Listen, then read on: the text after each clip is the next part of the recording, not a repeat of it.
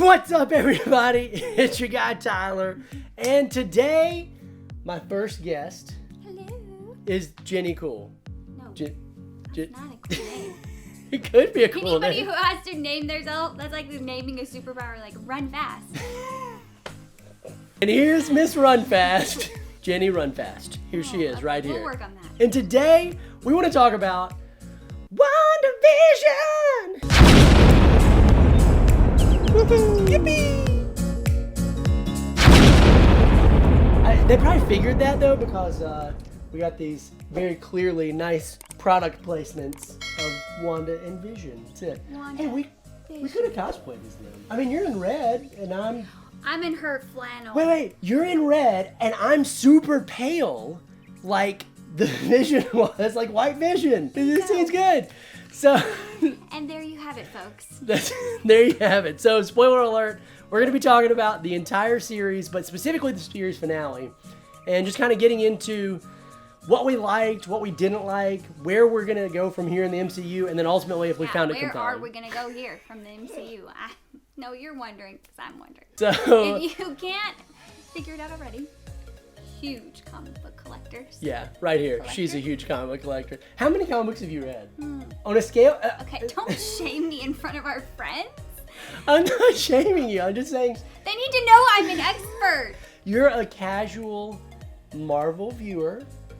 I don't think you've ever read an Avengers comic, have you? That would be a no. Have you ever read any comics, seriously?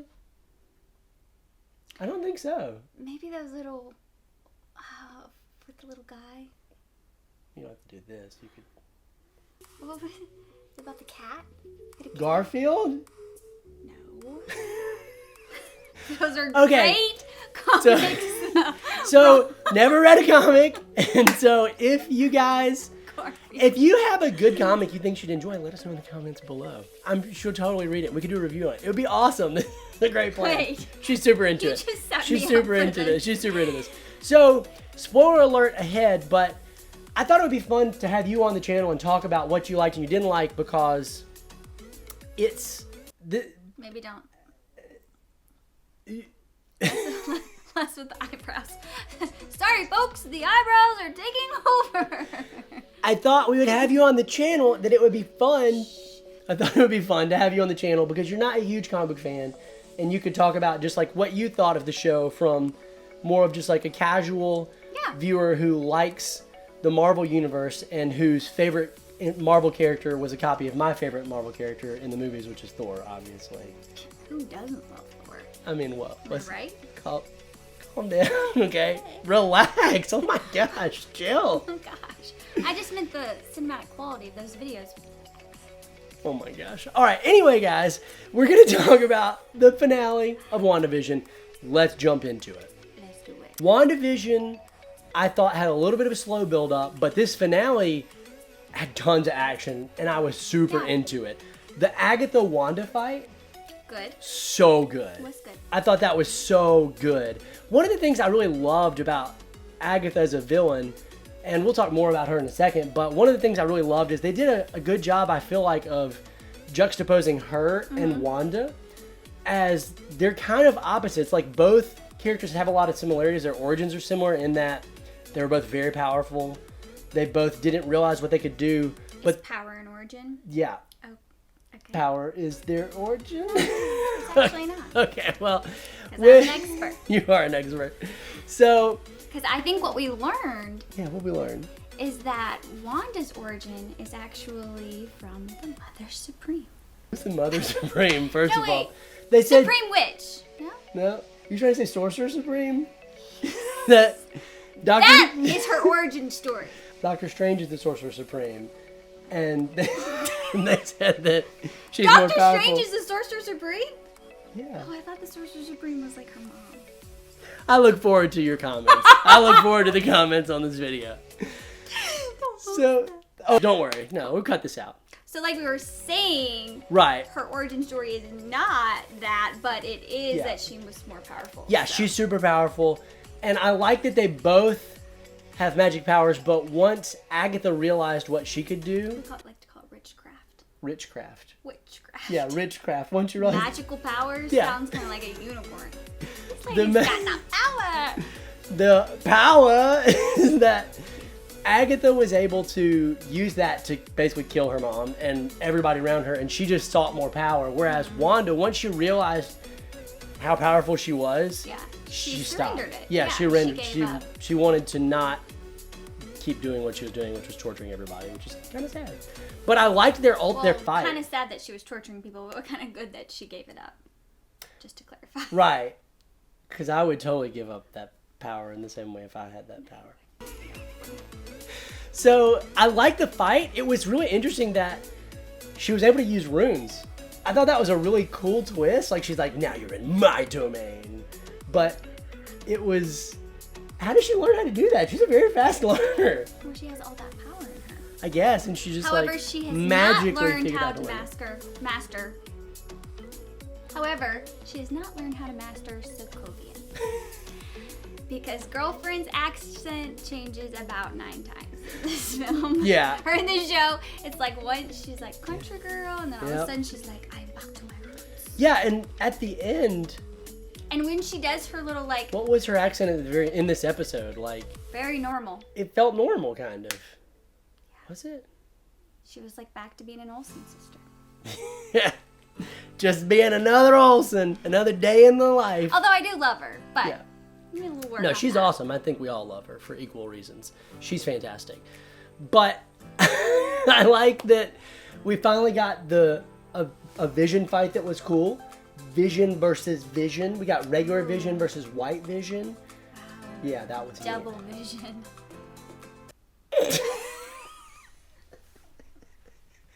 Yeah, nailed it. That was a joke that you definitely said, and I was here for it. Double Vision. Right. That was nice. So I like that they had a fight, and it was kind of cool to see them, like, all the phasing they were doing. How did you feel about the conclusion of that fight? Well, I actually liked it. Yeah. I mean, I thought it was good that he had kind of like a sudden awareness to want to know more information. Like he was missing what'd you call him? The cataract? Yeah. Calls him the cataract vision. Yeah, cataract vision. The cataract vision, he kind of had like a recognizing like, oh, I'm missing something, which I don't think a computer would actually have, but I'm going to give you that marble. Yeah. And it's then... AI. Oh. Sorry. Not technology. AI. So then I liked that he transferred over the memories. That was kind of cool. Yeah. So that he became more human. So it's kind of like we have... Was very unprofessional. So it's kind of like we have what? The whole Vision story coming back to life? Yeah, so because because they brought the original Vision back, but he didn't have the Mind Stone, and they reprogrammed him. But now that he got the memories, I thought it was cool that they both recognized that neither was truly Vision. That they both were like incomplete versions of themselves. I thought they were gonna fuse. Sad. I really did thought they were too. gonna fuse. Yeah. I was like, he's gonna. Yeah, that would have been cool. But so that was a plot point that was left unresolved because he just kind of flies off. Yeah, I didn't like that they left. I really hoped that at the end of the episode they were going to revisit that, and then they like went with the other direction with the storyline. So I kind of had hopes that Cataract Vision was going to be like a storyline. So a few other things in the series, or in this episode, in the series conclusion, we got really the conclusion of the town. She released the town. Of course, they all hate her, but she did release them, and that's naturally so. Naturally so. They should hate her. I mean, that was really tragic. But we also got the conclusion to Monica Rambeau. Like, she's come full circle. She has her powers. Yeah. She can absorb different types of energy, it seems. Like, her eyes glow differently when she gets hit with different types of energy. We didn't really see her do anything crazy off the chart. She did absorb the bullet shots, which was great, from her boss. Yeah. Who was, his name was Tyler, I think, wasn't it? No. Was it? Okay, good, because we don't need any bad Tylers out there. That's uncool. We've got plenty. Wow. How dare you? He is definitely bad. He's going to jail. Now Sword, maybe she'll take over like her mom who was in charge of Sword. I don't know. We get a glimpse of where her character's going, and we'll talk about that as we get to that, about what's going to happen in the future. But I thought it served as a nice setup to her character. Like, we got some interesting storyline for her and her character. I'm kind of interested to see where she's going to go. She was at least empathetic towards Wanda at the end. Well, she was always, because she thought, like, I need to go back in and save her. I mean, she always had, like, a compassion towards Wanda. I like that she recognized that, like, I would do this too. Like, if I had the power, I would do this too, which I thought was a very honest response. Because, yeah, I mean... If you could bring back your dead loved ones. AI machine man, wouldn't you? Naturally. No, it was a very relatable way, though. She was like, I'll bring back my mom, which made sense. And then we got the little boys. I thought that storyline was sad. That was sad. That was really sad. To see them go. But it was really sad to see them close the family scene. I thought it was a really sweet scene with her and Vision at the end. They could have left the show in a way that makes you like wonder what Vision was really. So I was glad that they kind of addressed it, where he was like, can you just tell me what I am? And she was like, you're basically a physical embodiment of all the emotions and memories. Love and hope and all that. That was sweet. And then he was like, I'll see you again. There was the tear, which was cool. But that was cool that like he was able to cry even though he was a robot. So that was AI. Yeah. So that was a really cool conclusion to the storyline, albeit sad. Yeah. And then I liked how it, as it closed out, she ends in the house where she had not started her grief, but like after she had left him on the table, she was there. She builds this whole world, and then she kind of comes back down to the same place. So some, tying up her emotional grief. I think the biggest thing that this show has taught me is I want a James Woo show. Like, get James Woo and Darcy, send them across the country. When he took off the handcuffs. And he said flourish, which was like what magicians do. Flourish. Yeah, that was amazing. He's a cool character. And so is Darcy. I did like her. Yeah, if they would just put those two, send them around to just like solve unsolved mysteries, I'd be all here for that. That would be like the best MCU show. The biggest complaint I have with the show is that I was crushed once they put Quicksilver, the actor who plays Quicksilver, when they just said he was just Ralph. They didn't say like, oh, he's Quicksilver from another universe. So like maybe they left it up to him being that guy. I don't know. I felt like they made it pretty clear that he was just Ralph. All the casual viewers were like, cool. Like, we don't know. Yeah, if you hadn't seen the X-Men you wouldn't films. have... You don't. We don't. Okay. It hurts. Let's not talk like about it. X-Men, so like don't hate his channel, Let's but not like talk about it. I do. X-Men is great. It's so good. So We wouldn't have known. We didn't feel that hard. The part that hurts me is they cast him because of his role as Quicksilver. Like, obviously, but that's why they cast him. Maybe that was just like a nod. So yeah, was it a nod? I was really thinking it was not going to be, but it seemed like it was. I mean, I guess they could still technically say like, oh, but he really was this guy because he didn't get a chance to speak. But they made it.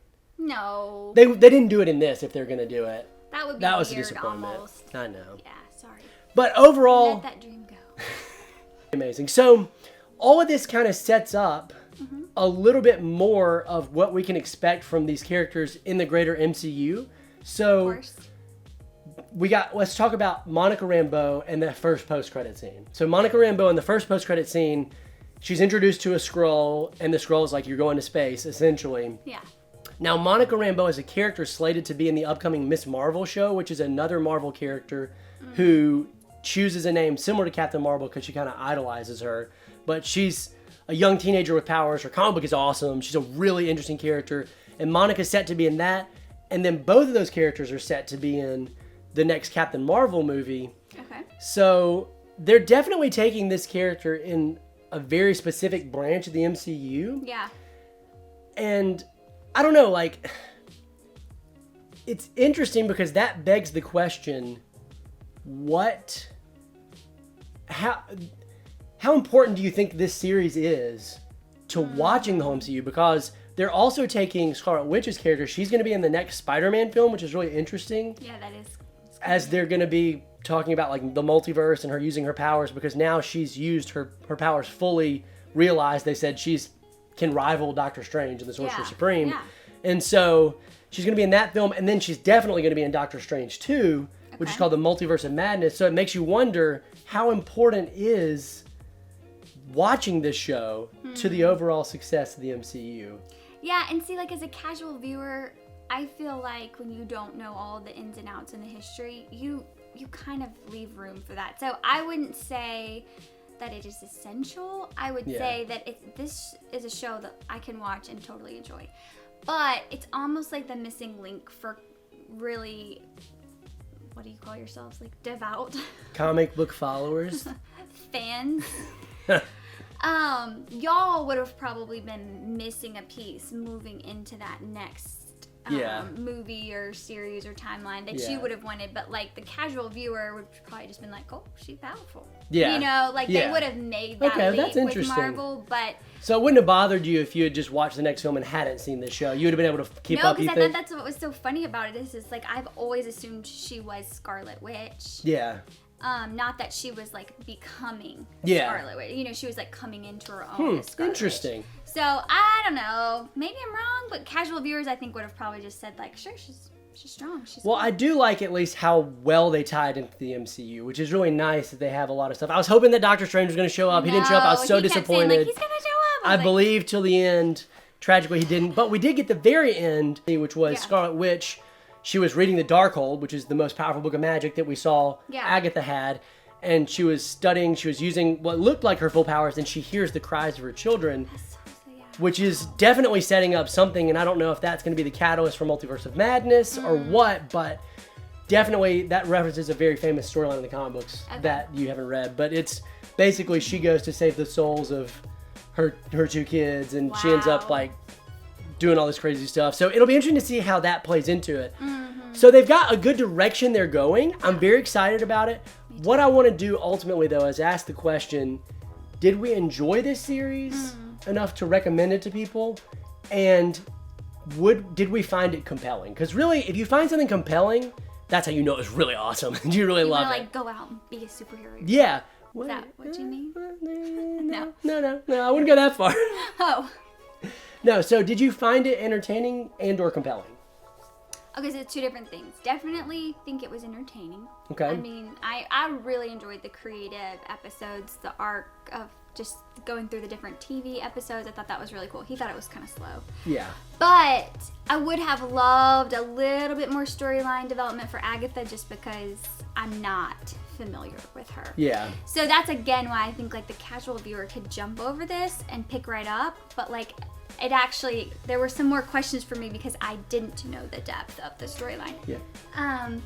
So I think that as far as entertainment, like I really did enjoy it, but it wasn't something that I felt like, oh, if I miss this episode, then I am going. You could play with them, pal.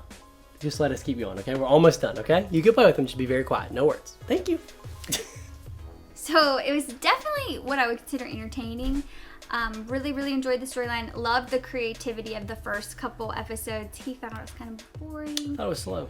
But I thought that was really neat. It was creative. I will give him that. It was very creative, very inventive. Yeah. I just found it slow. On the back end, I think I would have loved a little bit more about Agatha, so I could have understood why and how and all of that. Because again, I'm a casual viewer, and so I didn't really know who or what or why. So definitely entertaining, but not something that I was like, oh, I have to watch when this releases. It was more like, oh yeah, you want to watch that? That's cool. Yeah.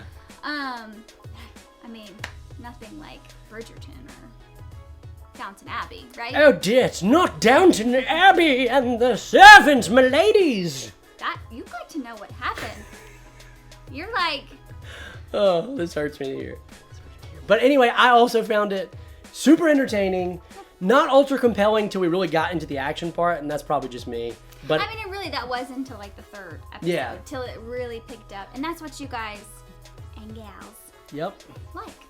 Once it really got going, then I was like really into it, and by like episode probably 5 or 6, I was like, gotta know more. But overall, I found the show super entertaining. Super Squad D, where the D stands for the WandaVision. So anyway, guys, let us know what you thought. Did you like the show? Did you find it compelling? What were your favorite moments? And are you excited about where they're going with these characters? And of course, huge thank you to my first guest and only guest today. Next. Jenny. Oh, it's just me. Nickname? Jenny nickname? We don't have one for her yet. It'll come. You'll feel it. It'll come naturally. It will come. Anyway, guys, that's the video. Like and subscribe for more content.